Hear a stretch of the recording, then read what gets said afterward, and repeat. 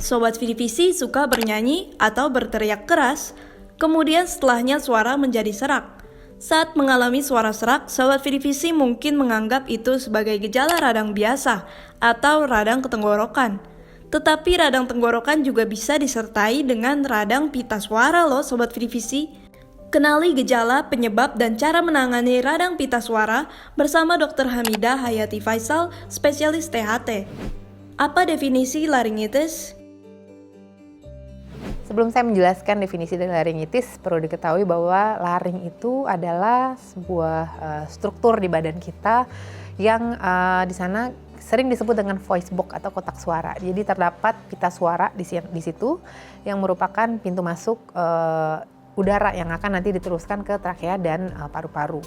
Nah, selain itu juga di daerah laring juga ada muara, saluran cerna, jadi tempat masuk dan makanan dan minuman ke saluran cerna yang lebih bawah.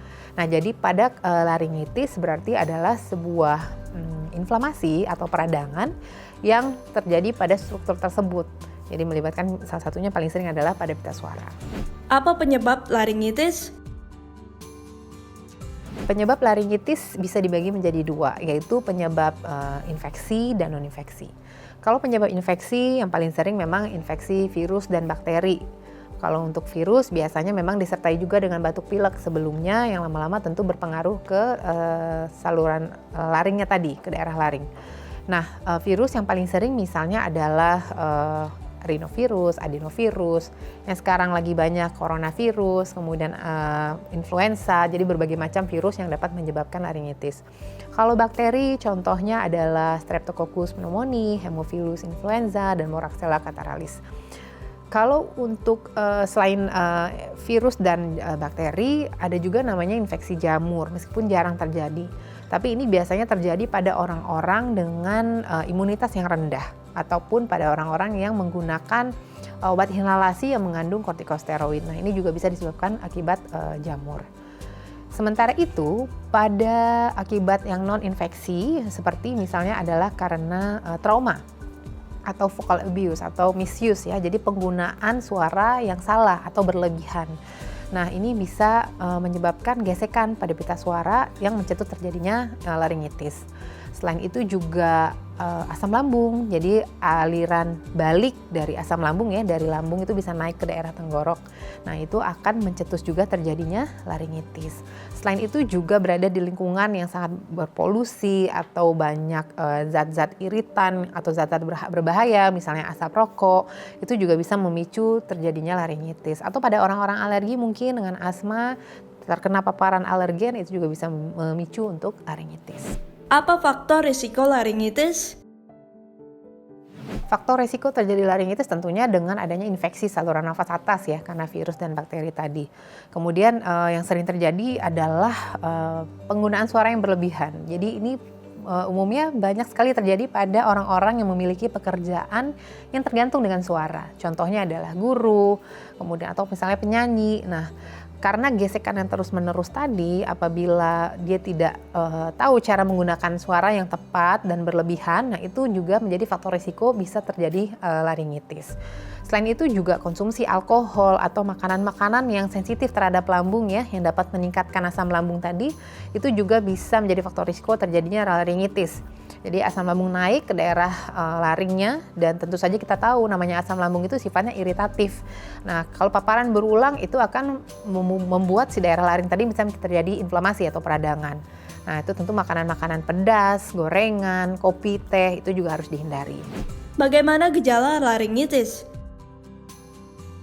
Kalau misalnya seseorang didiagnosa dengan laringitis, tentunya sudah ada terlibat struktur laringnya. Jadi tentu gejala paling umum adalah suaranya serak. Serak ini bisa berarti mungkin suaranya tidak jernih atau sama sekali hilang, jadi hanya bisa berbisik. Nah, ini tergantung dari derajat keparahannya dari si inflamasi atau peradangannya tadi.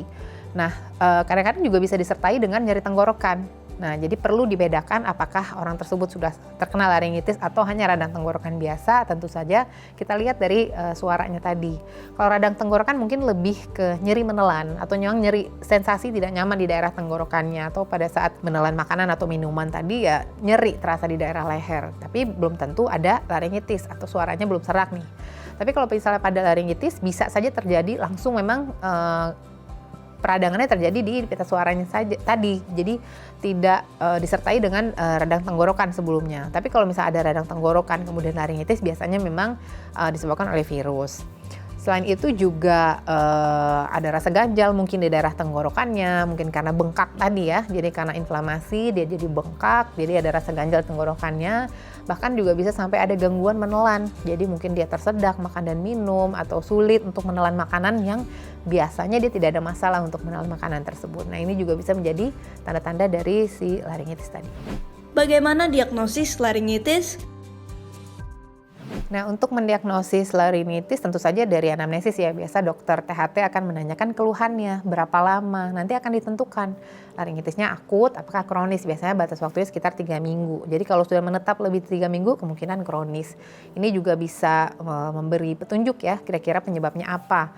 Nah, nanti setelah itu akan dilakukan pemeriksaan. Jadi pemeriksaan dengan dari rongga hidung, daerah rongga mulut, dan juga dievaluasi di daerah laringnya. Kalau dulu biasa menggunakan kaca laring, dokter THT akan memasukkan alat jadi kayak sebuah kaca cermin yang dimasukkan ke dalam mulut untuk mengevaluasi daerah pita suara.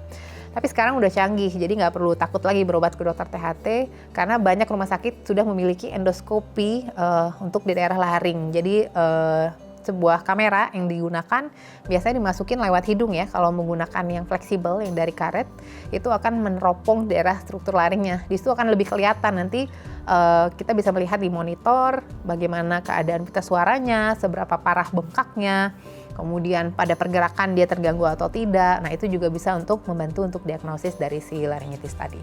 Bagaimana pengobatan laringitis? Pengobatan selalu disesuaikan dengan penyebabnya, karena memang laringitis bisa disebabkan oleh berbagai macam hal. Apabila disebabkan oleh infeksi virus dan bakteri, tentu kita akan mengobati penyakitnya. Jadi kalau misalnya karena virus, biasanya memang akan menghilang dengan sendirinya. Dokter-dokter akan memberikan pengobatan simptomatis atau sesuai dengan gejalanya saja. Misalnya obat nyeri, kemudian obat anti radang. Kalau misalnya memang ada asam lambung, dikontrol asam lambungnya. Kemudian untuk bakteri akan diperlukan mungkin antibiotik. Nah, selain itu kalau untuk laringitis yang akibat non-infeksi, misalnya pada penyanyi atau guru tadi, tentu saja akan disarankan untuk vocal rest. Ya, jadi akan disuruh untuk istirahat berbicara. Nah, sebenarnya juga memang pada orang yang laringitis akibat infeksi juga vocal rest juga sangat dianjurkan karena dengan dia masih tetap banyak berbicara, gesekan tersebut akan terus terjadi. Jadi meskipun obat-obatan kita kasih optimal, tapi gesekan terus terjadi, penyembuhannya menjadi kurang baik. Kemudian juga konsumsi air putih yang cukup. Jadi biasanya dianjurkan 6-8 gelas sehari.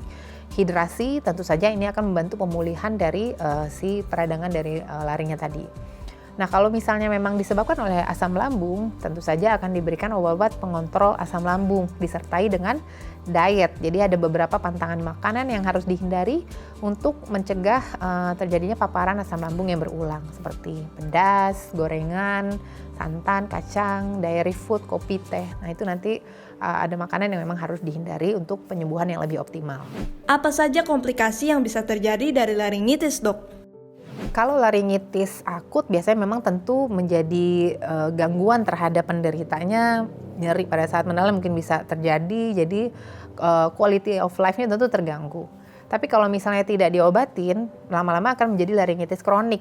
Nah, kalau laringitis kronik ini tentu saja suara seraknya menjadi lebih sulit untuk disembuhkan.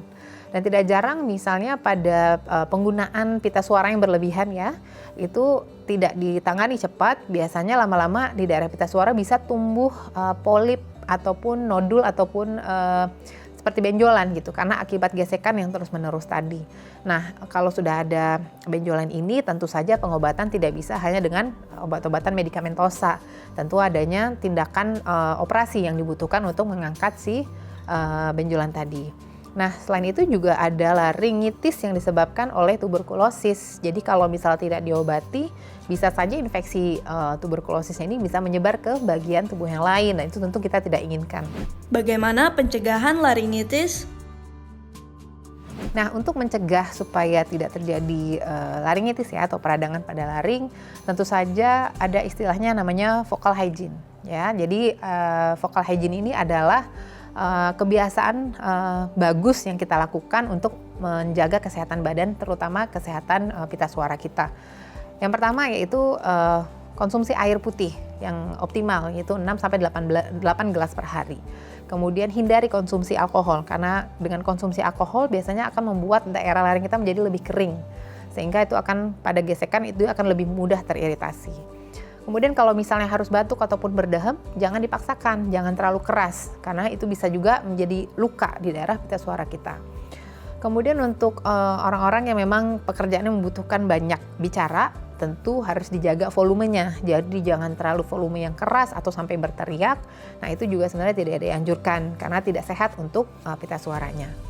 Selain itu juga rokok, baik perokok aktif dan perokok pasif. Nah ini sebaiknya dihindari. Kemudian lingkungan yang banyak iritan, banyak polusi itu juga sebaiknya dihindari.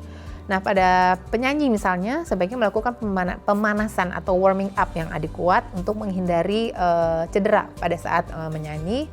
Dan tentu saja kita harus menghindari makanan-makanan yang merangsang asam lambung tadi naik atau reflux asam lambung seperti pedas, gorengan, kopi, teh, susu, dan sebagainya. Nah itu adalah cara-cara yang dapat kita lakukan untuk mencegah supaya tidak terjadi peradangan di pita suara kita. Demikian penjelasan saya mengenai laringitis.